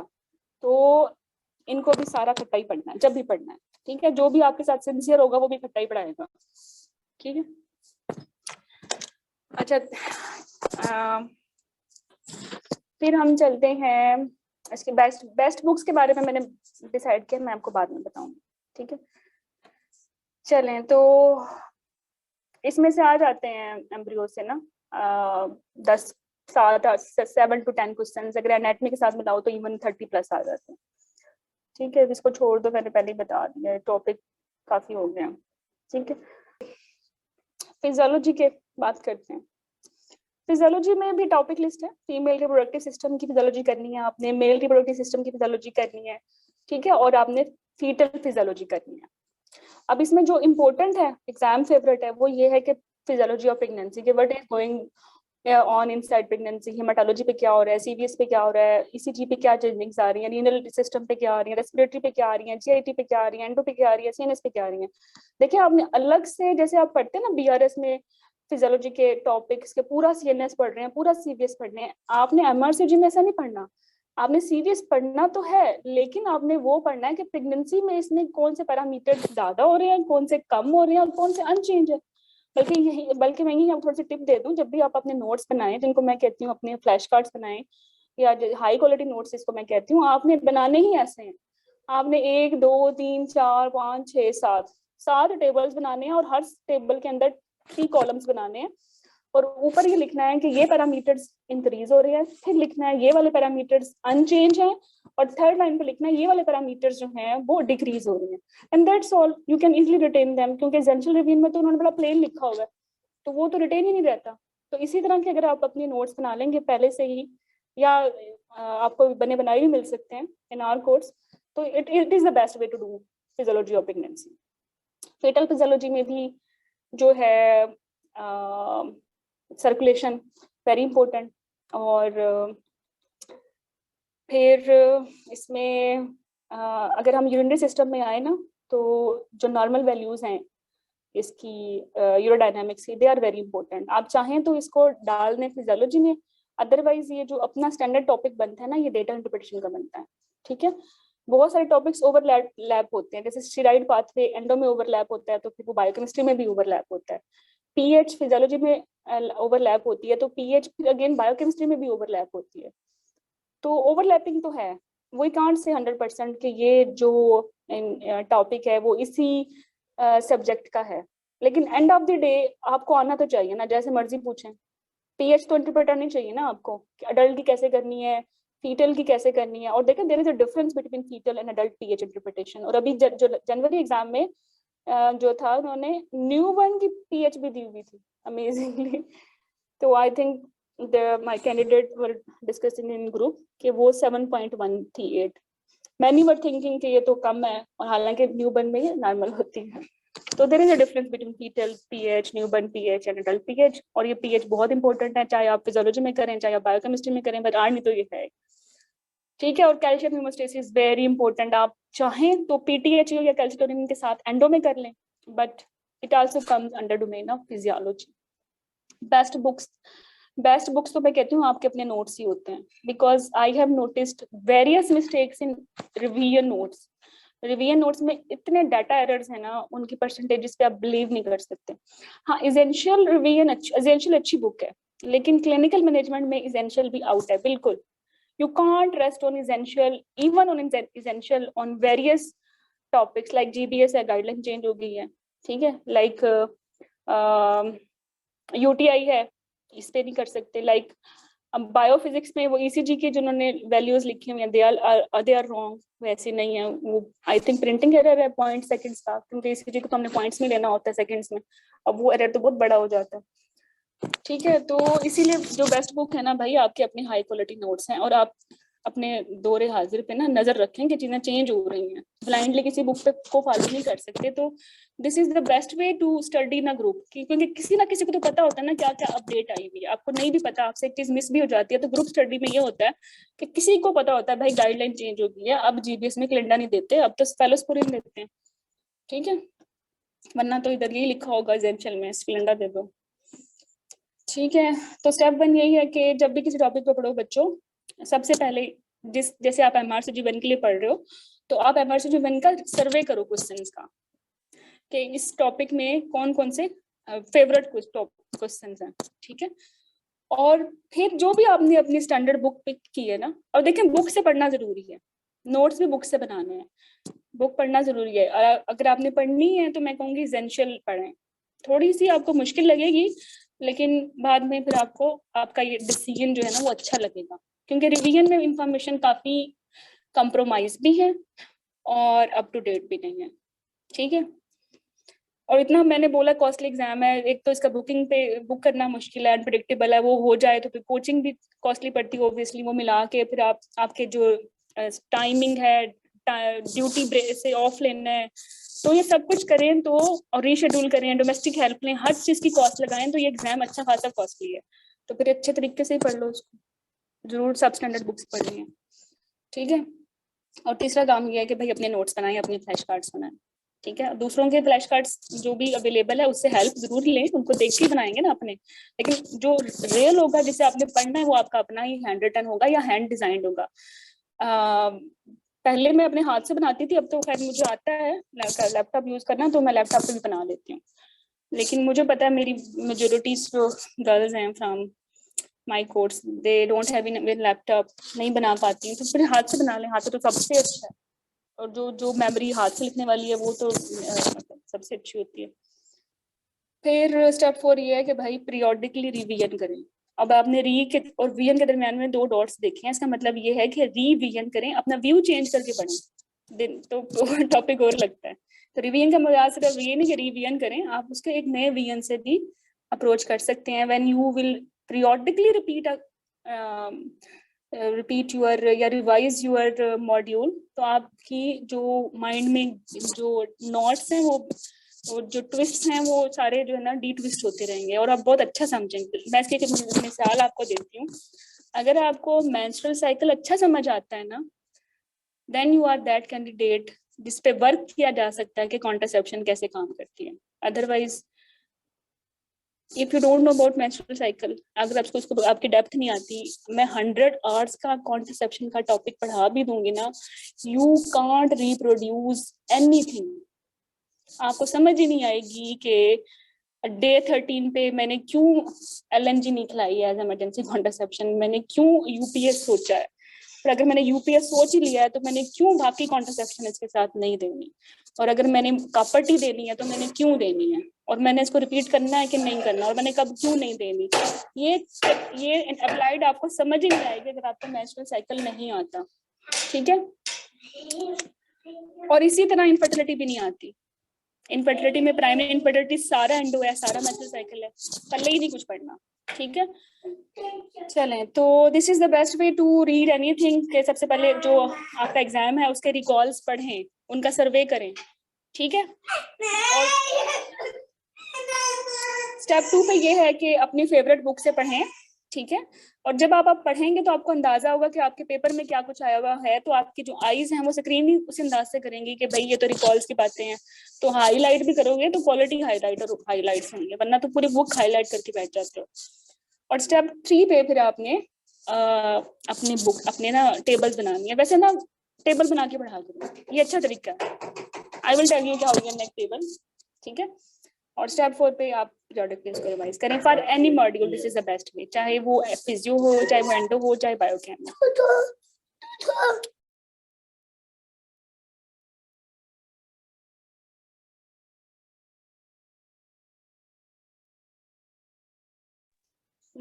एक मिनट तक आ रही हूँ। ओके, तो एंडो में जो फेवरेट टॉपिक्स हैं या चेकलिस्ट है, फेवरेट टॉपिक तो बताती हूँ बाद में। चेकलिस्ट यही है कि एड्रिनल हार्मोन, इसके डिसऑर्डर्स करने हैं, थायराइड हार्मोन करना होता है पूरा, हाइपोथैलेमिक, बल्कि सही तरीके से बताऊं तो पहले हाइपोथैलेमिक हार्मोन्स करें, फिर पिट्यूटरी करें, फिर एड्रिनल करें, प्लेसेंटल करें, थायराइड करें। ठीक है, और इसमें जो कॉलेज के फेवरेट है ना वो स्टेरॉइड पाथवे है, इसका each piece of information is very important. मैं तो कहूँगी इसका पूरा टेबल अपने हाथ से बनाएं, वो जो जब वो कोलेस्ट्रॉल एंटर होता है ना स्टेरॉइड पाथवे में, एड्रिनल के वेरियस लेयर्स में, रेटिकुलरस और वो ग्लैंडुलोमेरुलर, इन तीनों में जब भी एंटर होता है, जैसे यहीं से पकड़ें इस पाथवे को और एंड तक लेके जाएं, अपने हाथ से लिखें, 3 दफा लिखें, क्योंकि इसकी ना पिक्चर क्वेश्चंस भी मैंने काफी देखे हैं निकॉल में कि हर स्टेप पे वो वो जो प्रोडक्ट होती है वो उसको एक्स बना देते हैं, उससे पूछते हैं कि ये कौन सी प्रोडक्ट है, पीछे कोई ना कोई हार्मोन होता है या कोई ना कोई एंजाइम होता है। तो वह भूल जाते हैं, हमेशा 21 नहीं देते, ना ही हमेशा 17 देते हैं, ना ही हमेशा 11 बीटा देते हैं। ठीक है, दैट्स वाई इस पूरे पाथवे को अच्छे से करना है। और मैंने आपको बोला कि मैं 3 टॉपिक बताऊंगी जो आपने शुरू से लेके आखिर तक पढ़ने होते हैं। आई टोल्ड यू प्लेसेंटा पढ़ना है, प्लेसेंटा की embryo, anatomy, physio, patho, till applied, जितने भी उसमें मसले हैं बाइलोब्स एक्सेंजुरेट तक के, टिल एक्रेटा इनक्रेटा। और सेकंड टॉपिक मैंने बताया था कि मेंस्ट्रुअल साइकिल बड़े डिटेल में पढ़ना है।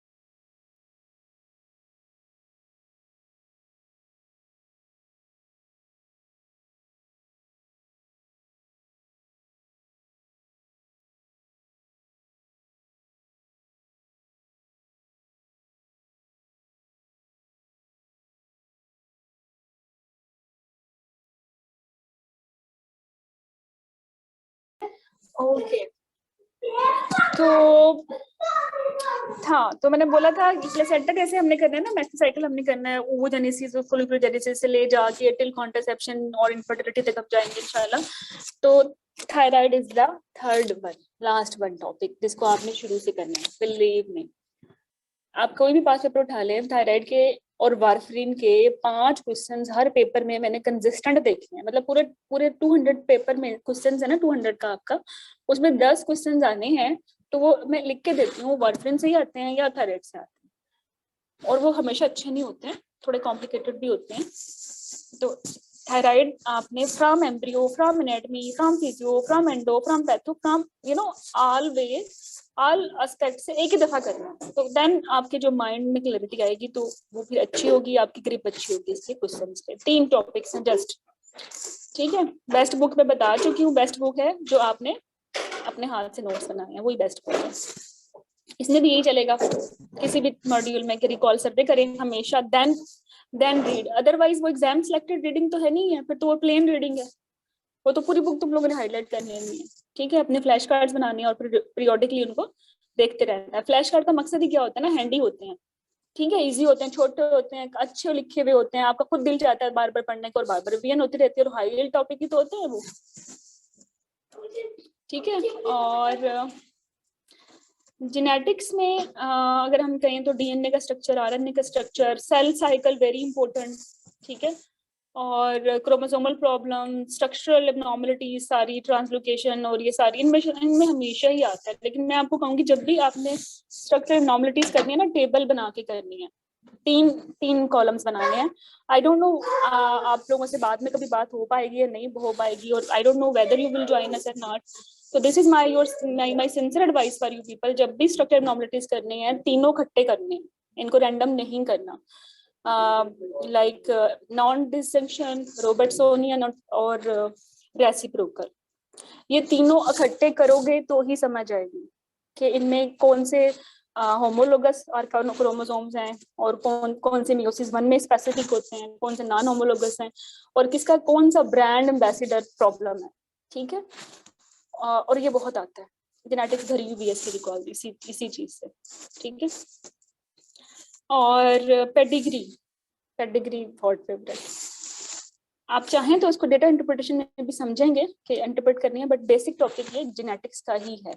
ठीक है, कैसे आपने इंटरप्रेट करना है, और ये आपको कोई अच्छा पढ़ाएगा तो आपको समझ आएगी, वरना फिर इस पे आपके अपने काफी टाइम लगेगा, काफी आवर्स लग जाएंगे इसके आपके। फिर ओके, इसका भी वही तरीका है जो सारे टॉपिक्स के लिए मैंने बताया, 10-11 क्वेश्चन आते हैं यूजुअली, बट इस एग्जाम में काफी आगे थे। कि बायोकेमिस्ट्री वैसे तो मुझे खुद भी नहीं पसंद, ट्रूली स्पीकिंग मुश्किल है, ड्राई है, बट एग्जाम के लिए बड़ी फेवरेट है। ठीक है, और वैसे तो कहा जाता है 10 से ज्यादा क्वेश्चन नहीं आते, लेकिन इस एग्जाम में तो आ गए थे 18-19। ठीक है, तो इसमें इसके मेटाबॉलिज्म तंग करते हैं, बट इसके लिए भी अगेन मैं आपको टिप दूंगी, इसमें वैसे कार्बोहाइड्रेट के मेटाबॉलिज्म्स हैं, प्रोटीन के हैं, फैट के हैं। तो प्रोटीन और फैट तो तंग नहीं करती, बट कार्बोहाइड्रेट आपको तंग करेगा। आपको ग्लाइकोलाइसिस, ग्लाइकोजीनोलाइसिस, और फिर उनकी नियोजेनेसिस, और फिर इनके मसल में प्रॉब्लम, और फिर इनके लिवर में डिफरेंट एंजाइम्स, और फिर end of the day you will crash. ना करिएगा ऐसे, ठीक है। एक दिन में एक ही करना है, और जब आपने कार्बोहाइड्रेट मेटाबॉलिज्म पढ़ना है तो सारा एक ही दिन में पढ़ना है। मतलब ग्लूकोज बन कैसे रही है और टूट कैसे रही है, इसको एंड तक लेके जाएंगे तो फिर इसकी सिंक्रोनाइजेशन होगी। और आपने बहुत इसको डिटेल में बिल्कुल नहीं करना, बिल्कुल नहीं करना। But you have to focus कि किसी भी साइकिल में जो चीज मतलब स्टार्टिंग प्रोडक्ट क्या है, और उस साइकिल से, जैसे अगर मैं बात करूं टीसीए साइकिल की, तो उससे बाहर क्या निकला है, दैट्स ऑल। उसमें एक है रेट लिमिटिंग एंजाइम और एक है उसमें rate limiting step, that's all. 4 चीजें करनी है, तो फिर ये आपसे पॉसिबल ही यही है करना, ठीक है। 4 चीजें करनी है, जा क्या रहा है, आ क्या रहा है, रेट लिमिटिंग स्टेप क्या, एंजाइम क्या, ये इतने सारे अदरवाइज साइकिल हो जाते हैं 10-11, तो बिल्कुल ये कोलैप्स हो जाता है बंदा, उनको बार बार रिवाइज भी नहीं कर सकता, और याद भी नहीं रहते, प्रैक्टिकल भी नहीं है, डे टू डे लाइफ में भी नहीं आते, और एग्जाम में भी नहीं इतना आते। एग्जाम में जो आता है वो यही आता है कि रेट लिमिटिंग बता दो, एंजाइम या स्टेप, अंदर क्या गया और बाहर क्या आया, दैट्स ऑल। इतना इस पे एफर्ट करने की जरूरत ही नहीं है। इसके अच्छे से 10 फ्लैश कार्ड्स बना लें और बस वो फ्रीक्वेंटली रिवाइज करें। इसके निमोनिक्स भी हैं, वरना तो इतने अजीब अजीब इनके एंजाइम्स हैं, ना याद रहते ना रिप्रोड्यूस होते, तो हाँ विद निमोनिक्स जो है ना वो याद रहते हैं। Like this is a very funny way, but मुझे टीसीए अभी तक याद है कि उसका बड़ा गंदा सा एक एंजाइम था, आइसोसिट्रेट टाइप, तो इसका दूसरा नाम था क्रेब्स। तो my my my friend told me, तुम इसको ऐसे याद कर लो कि आई सा क्रैब इन अ सिटी। तो क्रैब साइकिल में होता है ना टीसी साइकिल का, ये रेट लिमिटिंग एंजाइम है, तो फिर इससे याद रहेगा। तो वो बड़ा फनी था mnemonic, but it works even in exam, it works for me कि आई सा सिट्रेट, आई सा क्रैब इन अ सिटी। तो citrate cycle, sorry Krebs cycle में ये एंजाइम होता है आइसोसिट्रेट, तो मुझे वो सही याद रहा। लाइक फैटी एसिड्स का कोई रेट लिमिटिंग एंजाइम मुझे याद नहीं आ रहा था, तो मैंने उसको लिखा कि फैट के साथ कैट याद कर लो, फैट कैट, तो वो कैट वाला एंजाइम आ गया। तो इट वर्क्स लाइक दैट। तो जब भी आपने बायोकेमिस्ट्री के ये घटिया मेटाबॉलिज्म पढ़ने हैं ना, तो इन पे टाइम नहीं लगाना, इनको देख कर दिल खफा नहीं करना। जस्ट आपने देखना है कि इस साइकिल का दूसरा नाम क्या है, ठीक है, क्योंकि टीसीए का दूसरा नाम क्रैब भी तो है।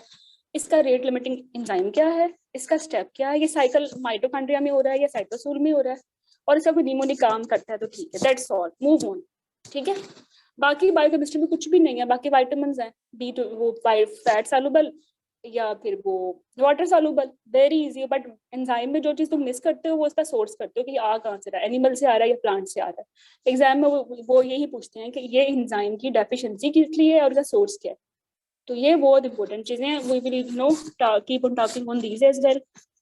और एग्जाम पेपर मैंने बता दिए हैं, बायोकेमिस्ट्री बता दी है, डिटेल में चली जाएंगे। Data interpretation very very important, इसको हमेशा क्लिनिकल मैनेजमेंट के साथ ही पढ़ना है। और ये मैंने ब्लॉक फिजियोलॉजी और एंड फिजियोलॉजी के साथ कौन सा ब्लॉक था, कौन सा ब्लॉक था, हाँ फार्मा फिजियो और डेटा इंटरप्रिटेशन क्लिनिकल मैनेजमेंट। जब भी पढ़ना है ना इकट्ठा ही पढ़ना है, तो फिर आपको इजी भी लगेगा, सिंक्रोनाइजेशन भी बार बार होगी, और रिप्रोड्यूस भी ज्यादा अच्छे करेंगे एग्जाम में, ठीक है। तो वैसे तो आपको लगेगा कि पता नहीं कितने टॉपिक्स हैं डेटा इंटरप्रिटेशन के, भाई इतने ज्यादा नहीं है। आपने ओजीटी पढ़ना है, लाइक डेटा इंटरप्रिटेशन में अगर कुछ पढ़ना है, हाइपरटेंशन की वैल्यूज करनी है, ठीक है, और गायनी में आपने यूरोडायनेमिक की नॉर्मल वैल्यूज करनी है, ठीक है। और ये जो डाउन सिंड्रोम की स्क्रीनिंग है, तो ये जेनेटिक्स में भी आप कर चुके हो, अगर आप चाहें तो ये डेटा इंटरप्रिटेशन में भी आता है कि कंबाइंड टेस्ट से क्या इंटरप्रिटेशन है, आरएमआई स्कोर कैसे कैलकुलेट करना है, ठीक है। सीटीजी की इंटरप्रिटेशन आ जाती है। तो सारी डेटा इंटरप्रिटेशन है, मैंने अलग से लिखी दी हुई है। क्लिनिकल मैनेजमेंट में जो टॉपिक्स इंपॉर्टेंट हैं, फेटल मेडिसिन के हवाले से इन्फेक्शन की अप्लाइड आ जाती है, बट ये आपका माइक्रो में भी कवर हो जाता है, तो आपके लिए बड़ा इजी होता है इसको दोबारा से पढ़ना। फिर जो है लेबर में instrumental labour, normal labour, mechanisms, और फिर वैक्सीन, वैसे पैथो का भी मेन सब्जेक्ट है क्लिनिकल आप देखें तो। गायनी टॉपिक्स गायनी टॉपिक्स में मैं रुक जाती हूँ। Gynae topics very important. Gynae topics में कॉलेज का फेवरेट है अर्ली प्रेगनेंसी, फेवरेट। जिस मर्जी पेपर को उठा ले, एक टॉपिक प्रेगनेंसी आप स्किप कर ही नहीं सकते। और इतना गंदा है टॉपिक प्रेगनेंसी, पार्ट 2 में भी इतना गंदा नहीं आता। अभी दिखाती हूँ, तो इस पर टाइम लगेगा। Give good time on early pregnancy complications, ठीक है। तो फिर हम आ जाते हैं बायोफिजिक्स पे। बायोफिजिक्स छोटा चुनना सा है मॉड्यूल, बट क्वेश्चंस काफी आते हैं। और इसमें अल्ट्रासाउंड की वेरियस वैल्यूज आती हैं कि जिसपे आपने डायग्नोसिस बनाना है कि ये क्या है, और ज्यादातर एक टॉपिक वाले ही आते हैं, ठीक है। और रेडिएशन की जो अर्ली कॉम्प्लिकेशन, लेट कॉम्प्लिकेशन, इसकी मैकेनिज्म, ब्रेकेथेरेपी देनी है कैसे देनी है, टेलीथेरेपी देनी है कैसे देनी है, और न्यू एडजुवेंट है, एडजुवेंट है, कॉन्कॉमिटेंट है, कैसे जा रही है, ईसीजी की रीडिंग्स और बड़ी डिटेल में आती है। ईसीजी मेडिसिन की हाउस है तो अच्छी बात है, बट नहीं भी है तो मैं ईसीजी और सीटीजी तो मैं बहुत ही दिल से पढ़ाती हूँ। तो फिर मोनोपोलर बायोपोलर डायथर्मी कॉलेज के लिए बड़ी फेवरेट है, ठीक है। लेकिन इस पर जब भी क्वेश्चन आते हैं वो बड़े क्लासिकल होते हैं। बायोफिजिक्स में कुछ ऐसा नहीं आता जो नया आता हो, ये हमेशा रिकॉल से ही आती है। अच्छी बात इसकी यही है। तो आपने फोकस क्या करना है, नॉन रेडिएशन इन्वेस्टिगेशन, और क्योंकि प्रेगनेंसी के हवाले से ही देखते हैं ना, उनकी हर चीज प्रेगनेंसी पे ही घूमती रहती है। तो हमने प्रेगनेंसी में से नॉन आयोनाइजिंग रेडिएशन इन्वेस्टिगेशन करनी है, जैसे अल्ट्रासाउंड या एमआरआई। आयोनाइजिंग तो नहीं करते ना, जैसे सीटी, एक्सरे टाइप। और अगर करनी भी होती है तो फिर आपको पता हो कि इनके यूनिट्स क्या हैं और इनकी रेडिएशन डोजेस क्या हैं, और प्रेगनेंसी में सेफ रेडिएशन डोजेस क्या होती हैं, और कब टेराटोजेनिसिटी हो जाती है। तो all that they would like to ask him biophysics. ये एसेंशियल रिवीजन से हो जाती है, बट मैंने बोला कि प्रिपरेटरी मटेरियल पे और how to make good notes I will address it in my second session. This session is only on this के जो है आपके जो मेन मॉड्यूल्स हैं वो क्या हैं, कैसे उनको पढ़ना है, और सिंक्रोनाइजेशन ब्लॉक्स में कैसे करनी है, और मेन टॉपिक्स क्या हैं, ठीक है, विद चेकलिस्ट। बायोस्टैट बच्चों बहुत बहुत इंपॉर्टेंट है। This is a game changer, क्योंकि I know everyone among you is very good in anatomy embryo, क्योंकि ये आपके सब्जेक्ट्स हैं। चलो अपने काफी अरसे बाद पढ़ने हैं, बट पढ़े तो हुए है ना, एमबीबीएस किया था तो की थी एम्ब्रियो, एटमी, फिजियो, एवरीथिंग। बट ये बायोस्टैट जो है ना, ये हमारे डे टू डे लाइफ में नहीं होता। हम इसको बहुत मुश्किल लगता है डॉक्टर्स को, एक एवरेज डॉक्टर को ये बहुत मुश्किल लगता है, इंक्लूडिंग मी। तो लेकिन ये गेम चेंजर है। अगर आप इसको ओवरलुक करेंगे, छोड़ देंगे, तो ये काफी आपको सेटबैक मिल सकता है एग्जाम में। तो इसको भी 2 हिस्सों में डिवाइड कर लें। मैं जब इसको पढ़ाती हूँ, बल्कि मैं इसको 3 हिस्सों में डिवाइड करती हूँ। एक वो सारे वैल्यूज के स्टैंडर्ड डेविएशन, मीन, मोड, और ये जो भी स्टैंडर्ड एरर ऑफ मीन है, ये कैसे निकालनी है, वेरिएंस कैसे निकालनी है, सारे फार्मूलेज एक दफा करके, सेंसिटिविटी, स्पेसिफिसिटी, रिलेटिव वैल्यूज और लाइक्लीहुड रेशियो सारी एक दफा कर लेते हैं, क्योंकि वो रट्टे मारना इजी है वैल्यूज के, फार्मूलेज के। और जब आपको फार्मूला आता है तो obviously you can calculate them easily, तो वो बड़ा इजी हो जाता है। बट सेकंड पे बायोस्टेट में आपने सारी एपिडेमियोलॉजिकल स्टडीज रखनी है, ये कोहॉर्ट में क्या हो रहा है, केस कंट्रोल में क्या हो रहा है, ठीक है, और इनके स्टैटिस्टिकल टेस्ट क्या हैं, पैरामेट्रिक डाटा के या नॉन पैरामेट्रिक डाटा के। तो इससे फिर सही आपको जो है आपका एक अच्छा अप्रोच डेवलप हो जाती है। एक दफा पढ़े तो सारे फार्मूले कर लें, एक दफा दूसरे दिन पढ़े तो सारी स्टडीज कर लें, उनके टेस्ट कर लें। और जब थर्ड डे दें ना आप बायोस्टैट को, तो उस दिन फिर आपने ये पेरीनेटल मोर्टेलिटीज, इनके फार्मूले, मैटरनल मोर्टेलिटी रेट या रेशियोज, इनके फार्मूले, अर्ली न्यूनेटल डेथ या लेट न्यूनेटल डेथ या लेट मैटरनल डेथ, इनकी causes, how to calculate them, ये कर लें। तो आपका बायोस्टैट विद एपिडेमिक्स, एपिडेमियोलॉजी आराम से हो जाता है। तो इसको अगर इस तरह से करेंगे तो it will work only. Random करेंगे तो फिर आपका दिमाग जो है ना बिल्कुल बहुत ज्यादा आ जाएगा। ठीक है, मैंने इसको ऑर्गेनाइज किया बड़े अच्छे तरीके से, इसमें आते भी है 15-20 क्वेश्चन, ठीक है। और मम्मा आप लॉक नहीं लगाओगी? हाँ दिखाती हूँ। अब लॉक नहीं लगा। प्रॉमिस वादा। अच्छा, अब पैथोलॉजी पे आ जाए। पैथोलॉजी पार्ट 2 का पहला सब्जेक्ट है। इसको भी general patho, special patho, immunology और माइक्रोबायोलॉजी में मैंने डिवाइड किया। सारा कुछ मिला लें तो एटलीस्ट मैंने बोला था ना कि आधा पेपर तो इसी में से आधा आता है। अब 100 पेपर क्वेश्चंस का आपका पेपर 2 है, उसमें से पैथो में से 40 क्वेश्चन आ जाते हैं, आधा ही हो गया ना। पैथो नहीं आप स्किप कर सकते। तो पैथो में बेसिक और स्पेशल होती है। बेसिक में वो cell injury, inflammation, wound healing process, coagulation problems और शॉक इश्यूज, ये 1-2 दिन का काम है सारा, ठीक है। स्पेशल में because you are doing MRCG1, तो the but they would like to know कि प्रीक्लम्पचर कैसे होता है, ठीक है, फैटी लिवर क्यों होता है, और बट इज इंट्राहेपेटिक कोलिसिस of pregnancy, but is perimortem cardiomyopathy, इसकी पैथोलॉजी पूछते हैं, ठीक है। और इसकी applied they would love to ask in clinical management, ठीक है। तो ये पैथो में पूछते हैं। इसका भी वही तरीका है जैसे हमने हर मॉड्यूल को देखा है। अच्छा, अगर इसकी मैं माइक्रोबायोलॉजी की बात करूँ, ये बहुत बड़ा मॉड्यूल है, संभालना मुश्किल है इसको।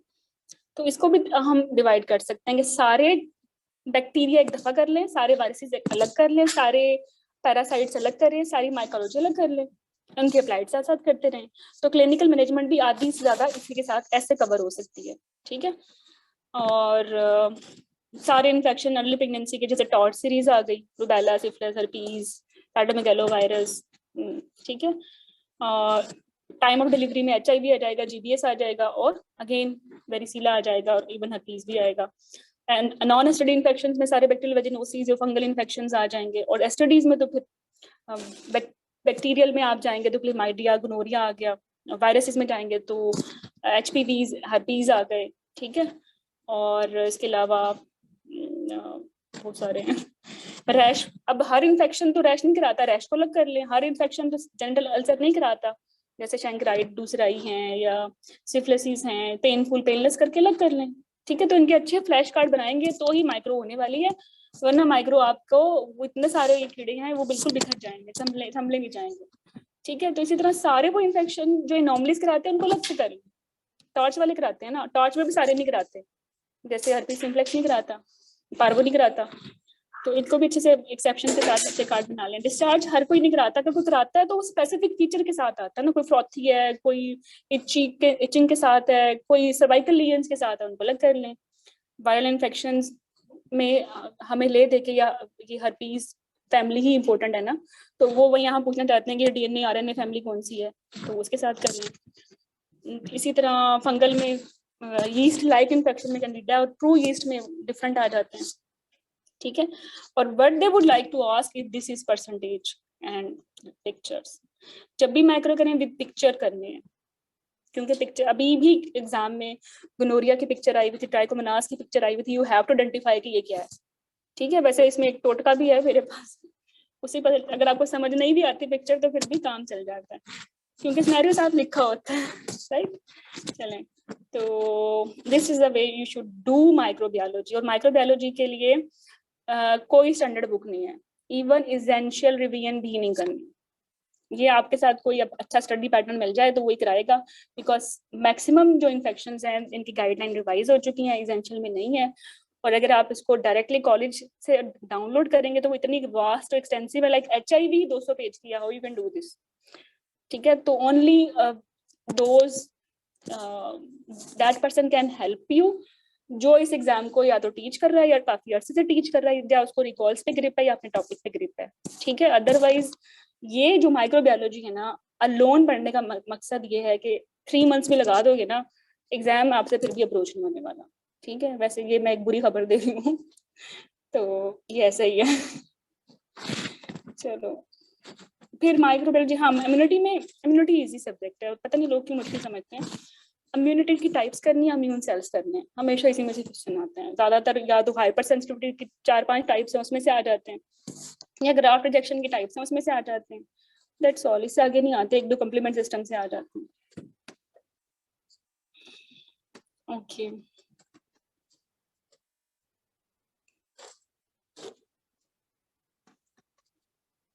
फार्मा तो बहुत लवली टॉपिक है, आपकी डे टू डे लाइफ में भी इम्पोर्टेंट है।